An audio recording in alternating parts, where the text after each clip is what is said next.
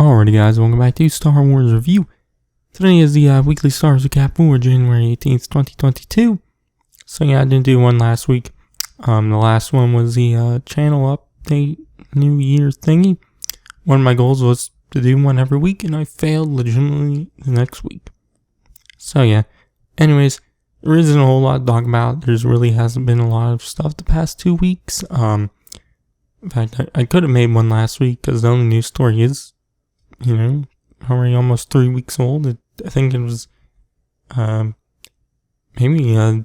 think the day after the last episode came out, the news came out. So, yeah, it's some Hyperbolic Phase 2 stuff. So there just isn't a lot the past 2 weeks on the news side of things. Before I do get into that, gotta jump into new releases for the past 2 weeks now. First, there was The High Republic Fallen Star, new adult novel for the third wave of The High Republic. I haven't read that yet. I'm behind on High Republic stuff. Also, in The High Republic Mission to Disaster, the middle grade novel came out with a surprise release. It was originally supposed to come out January 4th, but it was pushed back to March. But it turns out that was only the physical version. The digital version ended up coming out on January 4th also.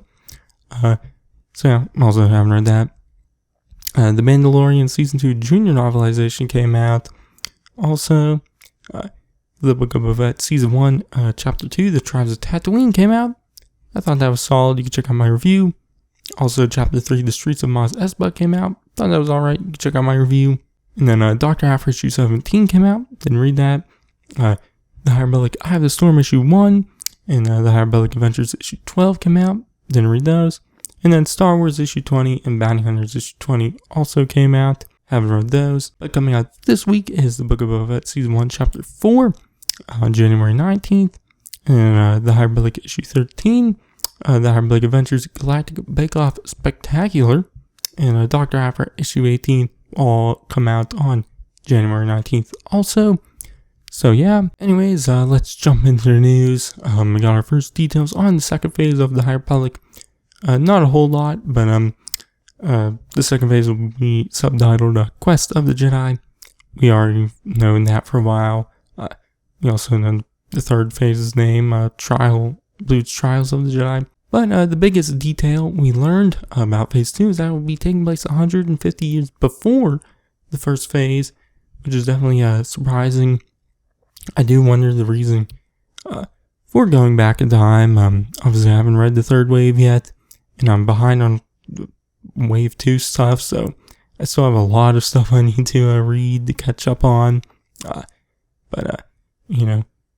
Definitely interested to see, how that plays out and what the reason for it is. It seems like the second phase will be starting up in October later this year.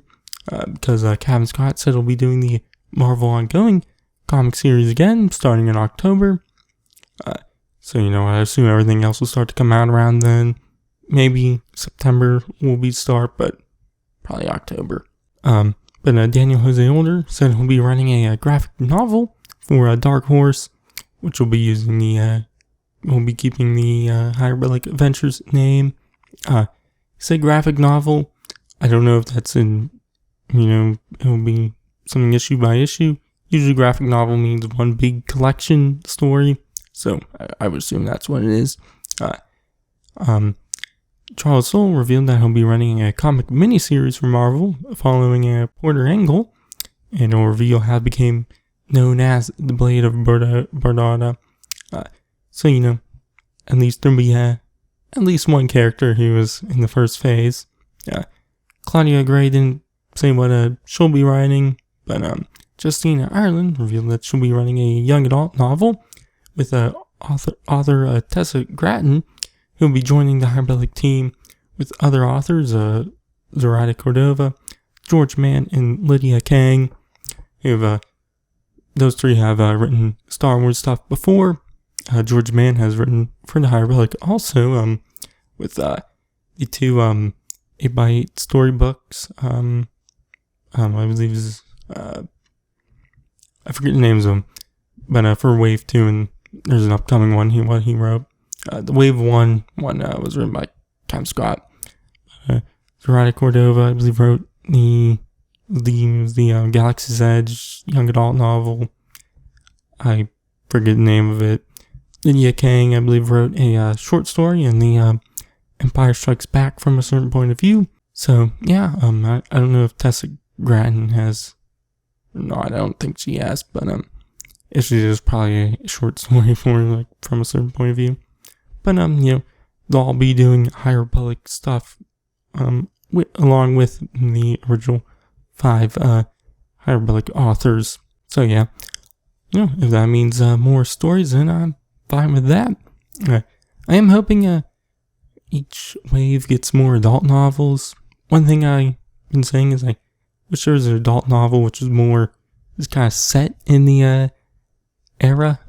Kind of just maybe I wanted some more, I guess, political. I guess in the sense that it follows maybe the Republic, the politicians, and there because the novels so far it's more followed just the Jedi.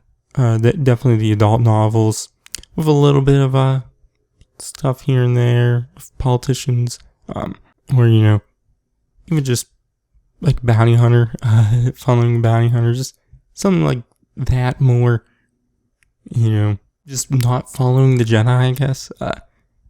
Even though I love what I've read so far and whatnot, I just want, another adult novel. It's, just not the kind of going off the main story a little, I guess. Following that, or just more of that in the main adult novels would be great also. But yeah, we're probably gonna be getting more details of this second phase in the coming months, like titles of the stories, what everything is going to be, telling what the first adult novel of the second phase will be and who will be writing it. So yeah, I'll see if I would guess it'll probably be probably Claudia Gray. She was the only one who didn't say. Possibly Charles Soule, but I have no clue. So yeah, but anyways, I've been Star Wars, and I'll catch you guys in the next one.